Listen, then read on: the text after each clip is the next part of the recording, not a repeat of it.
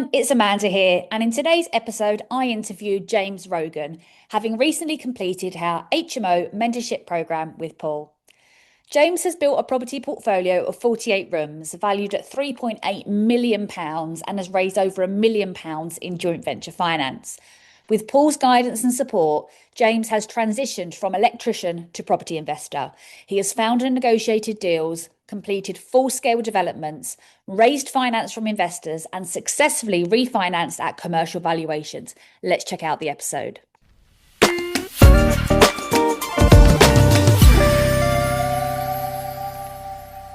Hello and welcome to another episode of the Essential Property Podcast. And today we're doing a investor spotlight with the wonderful James Rogan. So I've had the pleasure of knowing James for quite a few years now, and we've been on a bit of a journey of when we first met to what James is doing now. So James is a business owner, he's a property investor, he's a proud father and a husband to his lovely family, and we've managed to carve out a little bit of time today to get him onto the podcast. So welcome, James, to the podcast. Cheers, Amanda. Okay, so let's kick off with how we met. So I remember being in Crewe one day. It was probably raining, it was probably a bit dark, and I had a situation where I needed an electrician. And my existing electrical guy couldn't get to the job. So I thought, as most property investors do, I'm in my car and I'm Googling and I'm putting an electrician in Crewe, I think. His telephone number come up and James answered. And fast forward from there, we got to know each other in just a professional capacity. James has got a great electrical contracting company and us as investors. And I remember I'd turn up on a job and James would be there. And we'd talk about the job, and then the conversation would always end up talking about properties, wouldn't it, James? I think the first time I spoke to you on the phone, I remember 40 minutes later going into the kitchen saying, we'll share that story because I think that's interesting. So let's talk about that phone call because that's where it all started. Yeah, so you obviously looking for an electrician in Crewe, called me, found out that you were in property doing HMOs, and thought, this is my time to get as much information out of you as possible. Yeah, no, exactly. And I think, we were nattering away there. And then I'd turn up on a job and James would be with his team there doing a job. And then, but how do you buy these HMOs? And what do they rent for? And how do you actually find them? I thought, James, I just need to get this installation done. But there was always such a keen interest there. So just share with us where, if maybe it just came naturally, but where did the interest in property come from? Where do you think? So obviously the financial side of things has always been an interest, trying to earn more money, trying to grow my business, but also trying to bring something in that's a little bit more passive. Although now I've came into property, I realise it's not that passive, but there we go. So yeah, just really always wanted to do it, not necessarily knowing how. Always thought that I would have to use my own capital to do. Imagine I was only 20, I think it was 26, 27 when I started working for you guys. So didn't really have a load of capital saved up, had some equity in my house. That was the path that I thought I was going to take by refinancing my house. And I know people have done that, but we didn't have a massive amount of equity. So yeah, it was just trying to understand how to scale portfolio. I always used to think people had a load of money given to them. You know, I know they do in a sense because people invest in them, but I thought people just had this pot of cash that they've been given to them. And that's how they scaled the portfolio in property. I didn't understand the whole art of raising finance, which is what you guys taught me. And I think so many people are probably in your position, James, where you think, I'd like to get into it, and possibly like you had a bit of a skill set that you could probably bring to the business, but you just think, how do I even get started? Yeah. So I remember being at a project. We recently did a project that James and his team were working on, and I remember James up a ladder doing something, and about 45 minutes later I'm at the foot of the ladder and we're talking about HMOs and how did you buy this building, and I'm not sure whether I said it or whether you prompted it and said, can you just give us a steer here and just share with me? And I think at that point you had maybe gone to a property event. Had you gone to some sort of anything to teach you, or you hadn't done any of that at that point? Yeah, so I joined a network called Prosperity Network. Yeah, that's it. That was it. So I started watching all their videos, seeing a lot of the investors on their Facebook group, what they were doing and stuff like that. So it was leading on to more questions, unanswered questions, which is what you came in. I said, I think we need to do something a little bit more formally here, James. So for most of our listeners, they'll know that Paul does a lot of mentoring and coaching around the country, and has coached lots of investors on how to either newbies who want to start or those that are already experienced. So we pushed James to say, look, I think you should spend a little bit of time with Paul. But having not been in that sort of coaching and mentoring environment before, just tell us a little bit how that all worked out. Yeah, so obviously someone with my background, electrician, it was quite foreign to me. So me and Paul obviously sat down for a good few weeks, a day every sort of couple of weeks. He started leading with where I wanted to end up, which is something that I'd never actually thought about really. So yeah, we worked back from there and understood we could work out what my investment journey would be like based on where I wanted to end up. So that was the first step. And then, yeah, we just led from there really. Yeah. And I think it's sometimes when you go into mentoring, you're sitting down with somebody who you don't overly know. You've obviously met Paul through the different developments we're doing. And then it can get quite intense, can't it? In terms of, well, what do you want your future to look like, James? Oh, I don't know. But I think when you've got such a lack of knowledge, it's hard to map that out accurately. Obviously, even now it's changing for me. I'm looking at the year ahead, halfway 6 months into this year, I'm sure it will have changed again. But the more your knowledge builds, the more your journey can change. It does, and you keep moving the goalposts as well. So as soon as you get close to that goal, all of a sudden, it's actually we want it to go bigger, or we want and never being happy with it, which is the problem. There is that as well. So you spent a little bit of time with Paul, and you crafted out what it is that you wanted to do. So let's have a little bit of a talk about what was your next steps. What was the first thing you wanted to do after that period of learning? Yeah, so it was obviously trying to raise some capital. So first port of call, we were actually going to refinance our house, which is what led to us getting an offer accepted on a property, waiting for the refinance to come through. And then we actually started having conversations with a couple of potential JV partners who showed real good interest. But obviously, it was our first deal. We hadn't done anything. We didn't have a track record. We had my skills in the electrical construction management and my wife, Keris, her math skills. So yeah, we felt like we were backpedaling, trying to raise finance, trying to build that trust, which, these guys we'd never met before. So I understood that. And then, yeah, we got our first deal secured. And then these guys decided they didn't want to invest at that stage then. So my father-in-law was sat on the sidelines and he came in with some money to do the first deal. And yeah, project managed that first deal. And yeah, it's just grown from there, really. Brilliant. And what was that? What did you decide you wanted to buy as the first investment? A 6-bed HMO in Crewe for our first investment. For most people, that's quite a big jump. It's like what I want to do is buy a little flat or buy a little 2 up, 2 down. But you thought, no, I'm going to go straight in. And I know some of the questions, I remember you might not remember this now because you've moved on so far so quickly.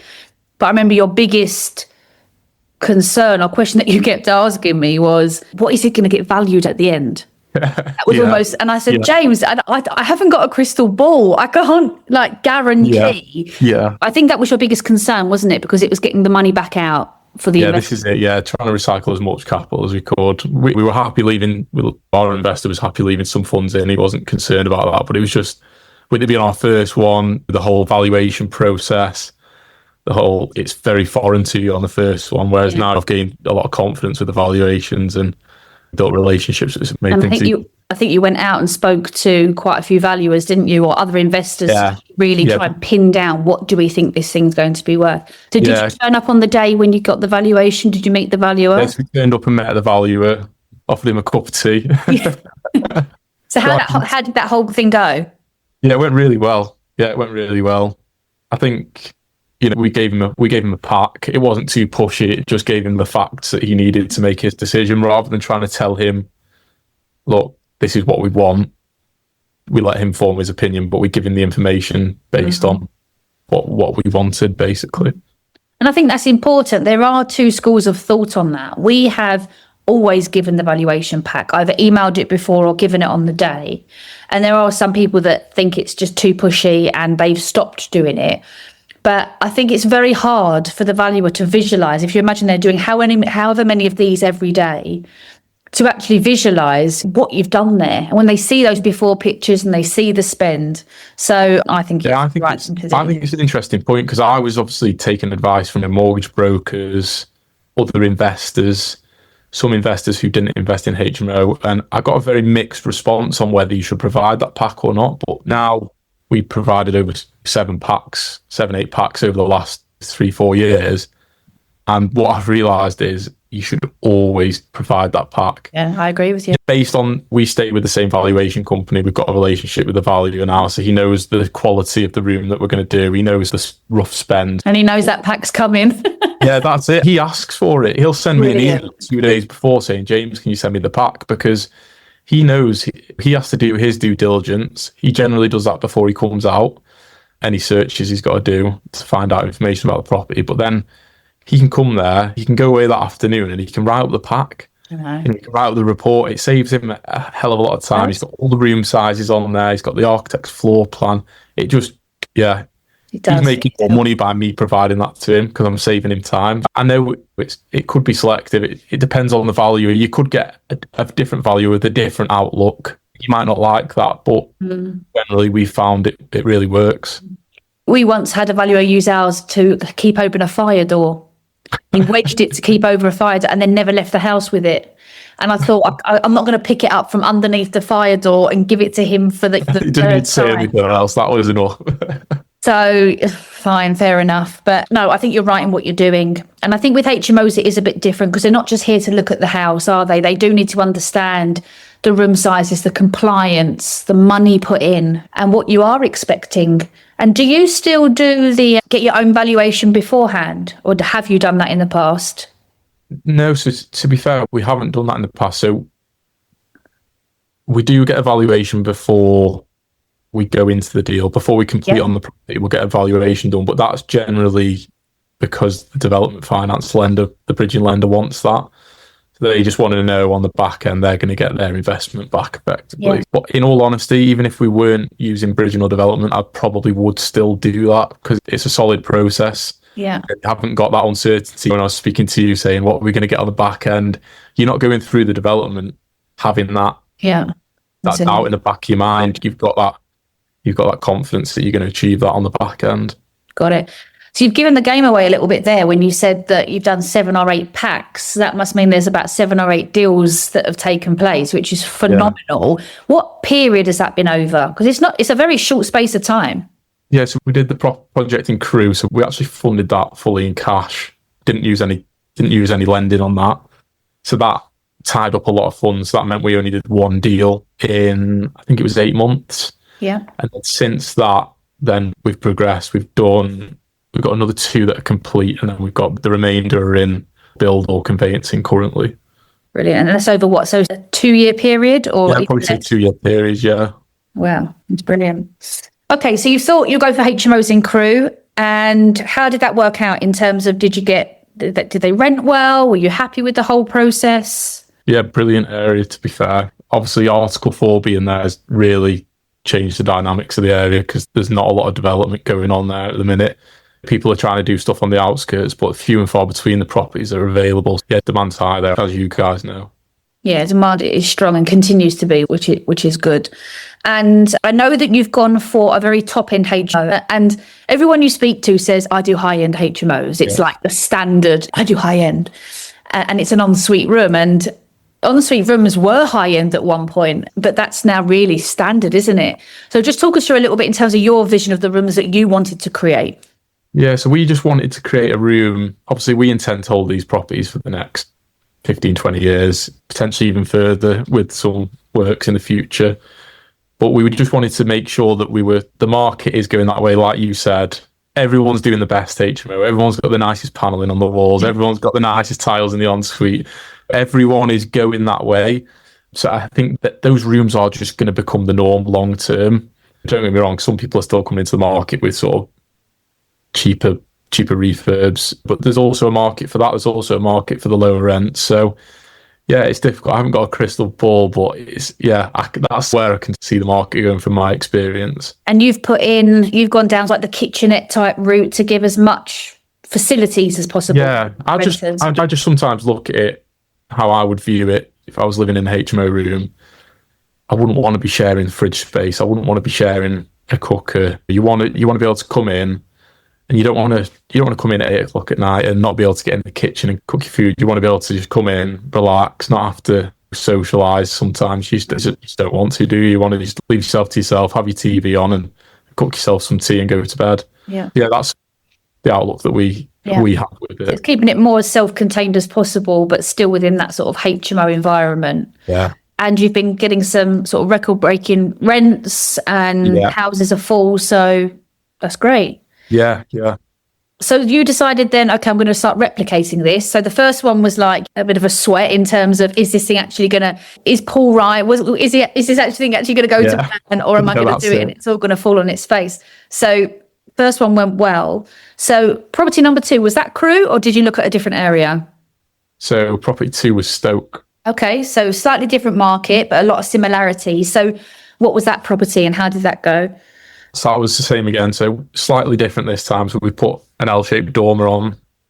So everything from the property in Crewe, everything after that has had an L-shaped dormer, generally a 3-storey property, 2 rooms on each floor, your kitchen on the ground floor. So yeah, we thought this could be replicated. The initial one in Crewe, I project managed that to try and keep costs down. But one thing I realised was I'm not going to be able to scale that working full time. I'm in this in-between period where, these assets aren't really cash flowing, enough for me to leave my full-time job. So trying to juggle working full-time and project managing 2, 3, 4 projects just wasn't an option. So we've brought builders on board, given them a clear detailed spec, and that's allowed us to scale this a little bit more. And what was it like relinquishing that responsibility as someone in the construction industry? Did that work out well? Did you have a good relationship with that build team? Yeah, so one thing I have learned is, I'm very clear with what I want, because I understand from my experiences being on the tools, and when I get a clear spec, clear locations where I want everything, what finish the socket needs to be, etc., it just makes things a lot smoother. There's not a lot of questions that need to be asked. I try and have these conversations with the builders before they get on the site to try and find out any issues that we may occur along the way, and just really try and bottom all of those things out beforehand. So it does take a little bit more time on that side of things, but eventually putting that work in with the builders, when I keep using these guys on multiple projects, they'll understand exactly what I want as a client then, and it just makes things more repeatable. It does. And you're still in that sort of balancing where you've got your existing businesses and your existing customers and clients and team that you've got going, and you're focusing on building the business yourself. So how's that been going? Yeah, it's a juggling act, don't get me wrong. Long-term view, the short-term view this year is to take a little bit more time. Once these are cash flowing, take a little bit more time in the property business then, and then I can start systemizing things even more and getting even more organized with that, and spending more time on it, because that's the biggest barrier to growing is time. If I can give it time, then it grow even further. So a lot of us, when we first got into property, it was like we just wanted to sack the boss, get rid of work and just throw ourselves in, which isn't always the best way of doing it. Sometimes it's a bit chaotic that way. You've probably taken a little bit of a smarter approach, really, in terms of a transition out. Will you transition out completely? Is that the plan? Or would you to have that business? Yeah, that's the plan at the end of the year. I think I'll still continue to do the work on my own HMOs with the team of guys that I've got. It's just a bit of additional income, be my holiday funds. So then, that's the view. And then next year, try and grow it again in potentially another couple of strategies, which we're just looking at the moment. So in talking of areas, a lot of people that are listening will be familiar with Stoke and Crewe because we've been beating that drum for a long time. But we ourselves have also started to expand a little bit in terms of area. Do you think it will be Stoke and Crewe forever? Is that the plan? Or have you started to look at other areas? Yeah, so obviously we've generally picked Stoke and Crewe because I'm only half an hour down the road from Stoke, 15 minutes from Crewe, so it works quite well for me. We've got a couple of deals in Warrington at the minute. But I'll definitely be looking at other areas, just depending on what strategy I go with, where I invest in, really. And you mentioned about other strategies. Can you share a little bit, maybe what you might be thinking without giving any secrets away? Yeah. Yeah. So we've looked at potentially a social housing route for women in need and children who have had a bit of a rough start in life. Yeah, that's where we're looking into. We're very early stages of that at the minute. We're speaking to some providers, trying to understand what their requirements are and what they're willing to pay. That's the main thing. Because there's two ways you can go with that on that side, isn't it? You can provide the properties to companies, or you can actually go that step further and actually look at creating companies that also provide the care as well. Yeah. So that's an interesting strategy. Okay, so let's talk about some of the numbers. What are you picking up properties for?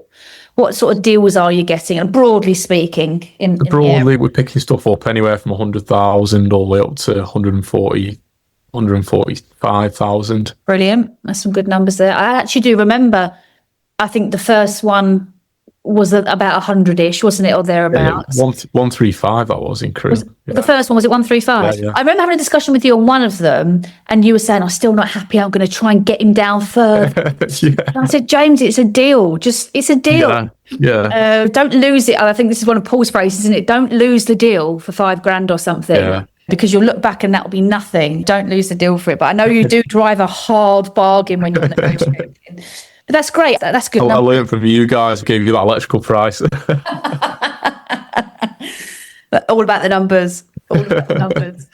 But you are dead. It's not worth losing that deal for $5,000. These are things you learn along the way, and that was my first deal. And you think about now, if you want to scale, you can't be nailing people to the ground because you will end up losing the deal. You will, and you will look back like we have. I remember when we were buying, not big HMOs, but HMOs that we might do is 4 or 5 bedders, a couple of bathrooms, nothing major, for in the 70s, let's say. And I remember we got an offer accepted and it was like about 85. And I remember coming home and saying to Paul, it's too much. We can't pay 85. This is just like extraordinarily high. But in the moment, because the money out figure was, say, I don't know, 70 or 75, where did you get 10 grand from? And then 15 years later or whatever, you still own that property in it, and it doesn't matter. But equally, you can't then overpay because the areas we're investing in do have a cap, don't they? But you've had some really good valuations. So you're getting all your HMOs generally at a good yield-based valuation. Yeah, so yield-based valuation, obviously 75% loan to value. Yeah. So they're valuing them based on the income, effectively. Yeah. Because we used to have to battle with that a few years back when the valuer would turn up. I probably shouldn't say the name of the valuer that turns up, but that would say, it still really is a house, isn't it? No, it's really not a house. Yeah. And you have to bend the arm of the valuer just to try to get your point of view. But it does seem that the tide has changed on that, and you're experiencing good solid valuations. I know a lot of other people in Stoke are having good valuations on the back end. Not stupidly high because we don't want to over borrow, but just enough that keeps the business moving, because we can't obviously. I think it's a hot topic at the minute in property, isn't it? These commercial valuations on HMOs. Hear a lot of noise about it, and rightly, because I think if people go into it and don't have a long-term plan to diversify, I think they can be dangerous. Over leveraging on these properties. So you've just got to, I think people have got to bear that in mind when they are growing a HMO portfolio. Absolutely. I had a sourcing deal put across my desk that 6 months ago now, and it was quite an interesting proposition that I was having a look at. But they put the end value so extraordinarily high and the rents so extraordinarily high that it wasn't unrealistic. I'm sure it could achieve that, but how long will you achieve those rents for? And if you manage to get the valuer today to get it valued at that, great. But what if you need to refinance it in 2 or 3 or 4 years' time and they say, gosh, it's nowhere near worth that. Actually, it's probably not even worth the debt that you've got on the property. Yeah. I think your approach is probably right, trying to take a bit of a balanced view. When you're growing, you've got to do it, but be prudent. Yeah, this is it. Yeah, everyone wants to recycle as much capital as possible, but also you want to do that in the right way. Yeah. So you just leave yourself open in the future. And you've had quite a good experience with bridging, haven't you? Yeah. Or not anymore. So the first 2 lenders that we used, I won't name names, they were say they're a nightmare. We found a really good lender now who is process driven, but they are realistic and they understand the challenges that, you know, that developers face, and they understand that developers don't want to be tied in knots. Don't get me wrong, you've got to sign yourself up, PGs, etc. But what I found with these first two lenders is they're heavily process driven and they outsource all of their legals, which every development lender does. But when they use a really poor firm, it's dreadful, and it can take a hell of a long time to get it through, and just makes it really painful. Now we've got a lender that we use for every deal. It's so rinse and repeat because they know us. They've got all of our data. They use the same solicitor every time. I use the same solicitor every time. So just having all those relationships, everyone knowing each other, everyone knowing the structure of the companies, it just makes things a hell of a lot easier. It sounds it. So you can go out effectively shopping now for houses, knowing that as long as the numbers stack up from your side, your development company will pretty much fund it. Yeah, I mean, we'll get terms same day off them. Yeah. So we'll just email them and they'll send terms straight away.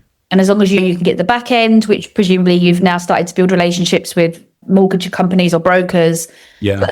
So if you've got those two certainties, it makes everything else a lot easier, doesn't it? Yeah.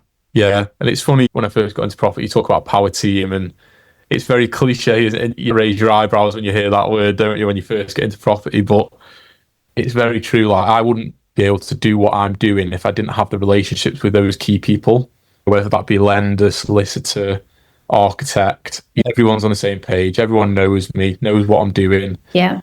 And it just makes things so much more streamlined and less pain-free. It's not. But I'd say painless. What business are you in, James? Painless.